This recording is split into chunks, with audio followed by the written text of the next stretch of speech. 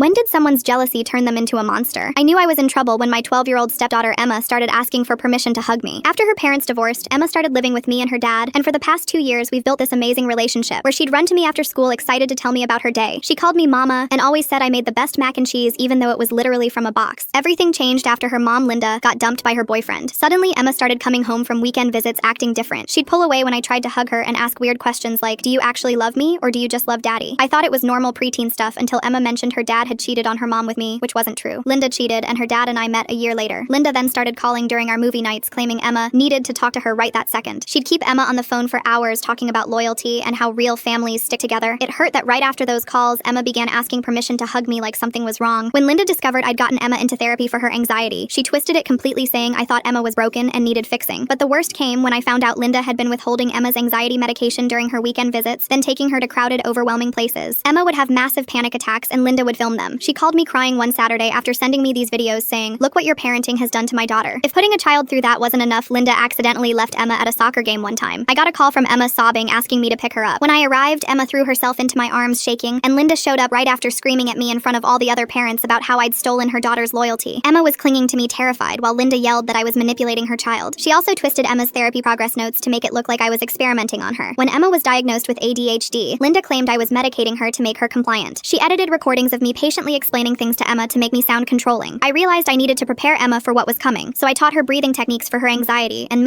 her and my husband made a memory book of our favorite times together. But one night, Emma started having nightmares about being taken away from me, and her therapist was helping her process the trauma Linda was causing. I constantly reassured her that would never happen, but everything exploded when Linda showed up to school pickup, claiming that I was unstable and obsessed with Emma. She even used my struggle with infertility against me, saying I was desperate for a child and therefore untrustworthy. She then told me to prepare for the court case. Linda's lawyer came out swinging on the first day of court, presenting Linda's doctored videos that made me sound controlling and claimed I was grooming Emma to choose me over her real mother. They showed the judge Emma's drawings that included me in the family and said I'd forced her to draw them. Linda actually sat there nodding like everything was completely normal, but when our lawyer cross-examined Linda, she fell apart completely. When asked why she'd withheld Emma's medication, Linda claimed she was protecting her daughter from unnecessary substances. When pressed about filming Emma's panic attacks, she said she was documenting the abuse. The judge kept raising his eyebrows at her answers, and I could tell he wasn't buying any of it. Linda got so flustered she started rambling about how step-parents shouldn't have rights, and how I was stealing what belonged to her. The judge called for a break when our lawyer was done and said he wanted to hear from Emma directly since this whole case was supposedly about what was best for her. Our lawyer had prepared Emma for this possibility, but so had Linda. She had been coaching her about what to say if she had to testify. Emma had mentioned that Linda told her she needed to tell the truth about how Carol made you feel scared. That night, Emma barely ate dinner and kept asking if she was going to get in trouble for whatever she said. Her dad and I both reassured her that she just needed to tell the truth about how she felt, but I could see she still felt conflicted. The next day, Emma took the stand and what she said decided my fate. Full story on the channel, link below.